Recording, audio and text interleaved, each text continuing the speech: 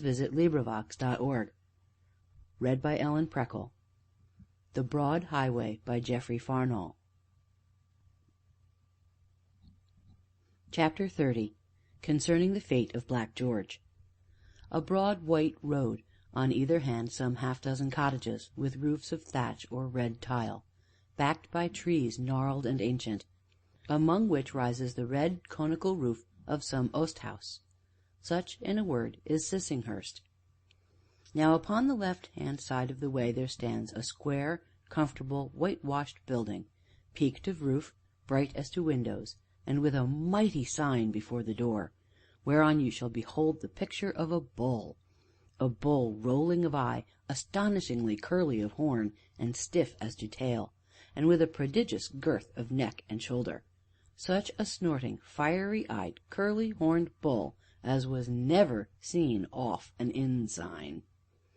It was at this bull that I was staring with much apparent interest, though indeed had that same curly-horned monstrosity been changed by some enchanter's wand into a green dragon, or a griffin, or swan with two necks, the chances are that I should have continued sublimely unconscious of the transformation. Yet how should honest Silas Hoskins, ostler and general factotum of the Bull Inn, be aware of this fact, who, being thus early at work, and seeing me lost in contemplation, paused to address me in all good faith. "A fine bull he be, eh, Peter? Look at them horns, and that theer tail. It's seldom as you sees horns or a tail like o' them, eh?" "Very seldom," I answered, and sighed. "And then his nose-holes, Peter. Just cast your eyes on them nose-holes, will ye? Why, dang me, if I can't hear him a-snortin' when I looks at 'em. And he were all painted by a little old chap with grey whiskers no taller'n your elber, Peter. Think o' that, a little chap no taller'n your elber. I seen him do it with my own two eyes, a-sittin' on a box. Drored t' bull wi' a bit o' chalk first, then he outs wi' a couple o' brushes. Dab he goes, and dab, dab again, and, by goles, there was a pair o' eyes a-rollin' theirselves at me. Just a pair o' eyes, Peter. Ah, he were a wonder, that little chap with grey whiskers. The way he went at that dear bull, a-dabbin' at him here and a-dabbin' at him theer, till he come to his tail. He done his tail last of all, Peter. 'Give un a good tail,' I says. 'Ay, that I will,' says he, 'and a good stiff un,' says I. 'You just keep your eye on it and watch,' says he. Talk about tails, Peter! He put in that theer tail so quick, nigh made me eyes water, and as for stiffness, well, look ye that! I'll tell you, that chap could paint a bull with his eyes shut, ay, he could, and him such a very small man with grey whiskers. No, you don't see many bulls like that in there, I'm thinking, Peter." "They would be very hard to find," said I, and sighed again. Whereupon Silas sighed for company's sake, and nodding, went off about his many duties, whistling cheerily. So I presently turned about and crossed the road to the smithy, but upon the threshold I stopped all at once and drew softly back, for despite the early hour Prudence was there, upon her knees before the anvil, with George's great hand-hammer clasped to her bosom, sobbing over it, and while she sobbed she kissed its worn handle, and because such love was sacred and hallowed that dingy place, I took off my hat as I once more crossed the road. Seeing the bull was not yet astir, for the day was still young, as I say, I sat me down on the porch and sighed.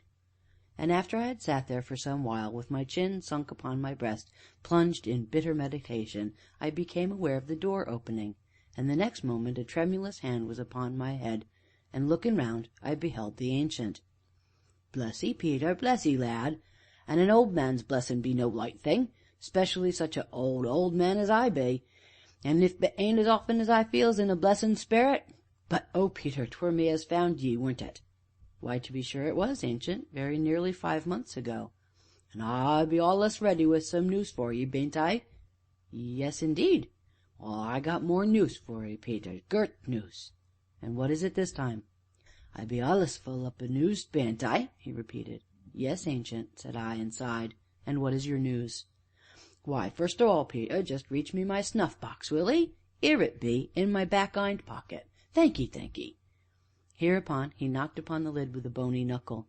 "I do be that full o' news this marnin' that my innards be all of a quake, Peter, all of a quake." He nodded, saying which he sat down close beside me. "Peter." "Yes, Ancient." "Some day, when the 'ere old staple'll be all rusted away, and these old bones a restin' in the churchyard over to Cranbrook, Peter, you'll think sometimes of the very old man as was always so full o' news, won't 'ee, Peter?" "Surely, Ancient, I shall never forget you," said I, and sighed. "And now, Peter," said the old man, extracting a pinch of snuff, "now for your news 'bout Black Jarge it be." "What of him, Ancient?" The old man shook his head. "It took 8 on 'em to do it, Peter, and now 4 on 'em's layin' in their beds, and 4 on 'em's 'obblin' on crutches, and all over a couple o' rabbits, though theer be some fools who say it was partridges." "Why, what do you mean?" "Why, ye see, Peter, Black Jarge be such a gert, strong man. I were much such another when I were young, like lion in his wrath he be. A bull bean't nothin' to Black Jarge. And they keepers come and found him under a tree, fast asleep, like David in the cave of Adullam, Peter, wi' a couple o' rabbits he'd snared. And when they keepers tried to tak' him, he rose up, he did, and throwed some on 'em this way and some on 'em that way. 'Twere like Samson and the Philistines. If only he'd happened to find the jawbone of an ass lying handy, he'd ha' killed 'em all and got away, sure as sure. But it weren't to be, Peter. No, dead donkeys be scarce nowadays, and as for asses' jawbones—" "Do you mean that George is taken prisoner?" The Ancient nodded, and inhaled his pinch of snuff with much evident relish. "It be gert news, bean't it, Peter?" "What have they done with him? Where is he, Ancient?" But before the old man could answer, Simon appeared. "Oh, Peter," said he, shaking his head, "the gaffer's been tellin' you how they've took Jarge for poachin', I suppose." "Simon," cried the Ancient, "shut thy mouth, lad, hold thy gab, and give thy poor old feyther a chance. I be tellin' him so fast as I can. As I was a sayin', Peter, like a furish lion were Jarge wi' the keepers, 8 on 'em, Peter, like dogs a growlin' and growlin' and leapin' and worryin' all around him. Like a lion he were." "Waitin' for a chance to use 'is right, d'ye see, Peter?" added Simon. "Wi' his eyes a rollin' and flamin', Peter, and his mane all bristlin', Cool as any cucumber, Peter. a roarin' and lashin' of his tail, And sparrin' for an opening, Peter, and when he sees one, downin' his man every time. leapin' in the air, rollin' in the grass, with thy keepers clingin' to him like leeches. Leeches! And every time they rushed, tap would go his left, and bang would go his right. And up he'd get like Samson again, Peter, and give hisself a shake, bellerin' like a bull of Bashan. You see, they fought so close together that the keepers was afeard to use their guns." "Guns? Who's a talkin' o' guns? Simon, me boy, "You be allus a maggin' and a maggin'. Bridle thy tongue, lad, bridle thy tongue afore it runs away wi' you." "All right, Holden, fire away."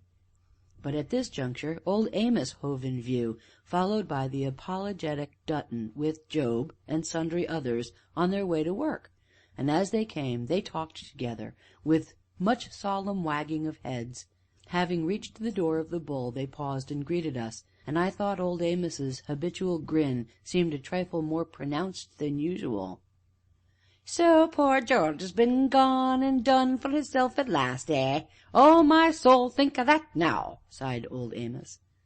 "Allus knowed he would," added Job. "Many's the time I've said he would, and you know it, all on you." "It be the Barbadies or Australy," grinned Amos. "Transportation it'll be. Oh, my soul, think o' that now! And him a Sissinghurst man." "And all along a couple o' rabbits," said the Ancient, emphasizing the last word with a loud rap on his snuff-box. "Partridges, Gaffer." "They was partridges," returned old Amos. "I allus said as Black Jarge 'd come to a bad end," reiterated Job. "And what's more, he aren't got nobody to blame but hisself." "And all for a couple o' rabbits," sighed the Ancient, staring old Amos full in the eye. Partridges, gaffer, they was partridges. You, James Dutton, was they partridges or was they not? Speak up, James." Hereupon the man Dutton, all perspiring apology, as usual, shuffled forward, and mopping his reeking brow, delivered himself in this wise: "Which I must say, meanin' no offence to nobody, and if it so be apologizin', which I must say, me 'avin' seen 'em, they was, leastways," he added, as he met the Ancient's piercing eye, "leastways, they might 'ave been, which, if they ain't, no matter." Having said which, he apologetically smeared his face all over with his shirt sleeve, and subsided again. "It do wring my 'eart, ay, that it do, to think o' poor Jarge, a convict at Botany Bay," said Old Amos, "a workin' and diggin' and slavin' wi' irons on his legs and arms, a jinglin' and a janglin' when he walks." "Well, but it's justice, aren't it?" demanded Job. "A poacher's a thief, and a thief's a convict, or should be." "I've 'eard," said Old Amos, shaking his head, "I've 'eard as they ties they convicts to posts, and lashes 'em with the cat o' nine tails." "They generally most deserves it," nodded Job. "But 'tis 'ard to think o' poor Jarge tied up to one o' them floggin' posts, with his back all raw and bleedin'," pursued Old Amos. "Cruel 'ard it be, and him such a fine strapping young chap." "He were always a sight too fond o' pitchin' into folk, Jarge were," said Job. "It 'ud be a mercy as my back weren't broke more'n once." "Ah!" nodded the Ancient, "you must be amazin' strong in the back, Job. The way I've seen 'ee come a rollin' and a wallerin' out o' that theer smithy's wonderful, wonderful. Lord, Job, how you did roll!" "Well, he won't never do it no more," said Job, glowering. "What wi' poachin' his game and knockin' his keepers about, 'tain't likely as Squire Beverley'll let 'em off very easy." "Who?" said I, looking up and speaking for the first time. "Squire Beverley'll burn 'em all." "Sir Peregrine Beverley?" "Ay, for sure." "And how far is it to Burnham Hall?" "How fur?" repeated Job, staring. "Why, it lays t'other side o' Horsemondin." "It'll be a matter o' 8 miles, Peter," said the Ancient. "9, Peter!" cried Old Amos. "9 mile it be." "Though I won't swear, Peter," continued the Ancient, "I won't swear as it aren't 7. Call it 6 3/4, said he, with his eagle eye on Old Amos. "Then I'd better start now," said I, and rose. "Why, Peter, where you be goin'?" "To Burnham Hall, Ancient." "What? You?" exclaimed Job. "Do you think the Squire'll see you?" "I think so, yes." "Well, he won't. They'll never let the likes o' you or me beyond the gates." "That remains to be seen," said I. "So you'm goin', are ye?" "I certainly am." "All right," nodded Job. "If they sets the dogs on you, or chucks you into the road, don't go blamin' it on me, that's all." "What, be you really a goin', Peter?" "I really am, Ancient." "Then, by the Lord, I'll go wi' ye." "It's a long walk." "Nay, Simon shall drive us in the cart." "That I will," nodded the innkeeper. "Ay, lad," cried the Ancient, laying his hand upon my arm, "we'll up and see Squire, you and me, shall us, Peter? There'll be some fules," said he, looking round upon the staring company, "some fules as talk o' Botany Bay, and irons, and whipping posts. All I say is, let 'em, Peter, let 'em. You and me'll up and see Squire, Peter, shan't us? Black Jarge aren't a convict yet. Let fules say what they will, we'll show 'em, Peter, we'll show 'em." So saying, the old man led me into the kitchen of the Bull, while Simon went to have the horses put to. Chapter 30. Concerning the fate of Black George.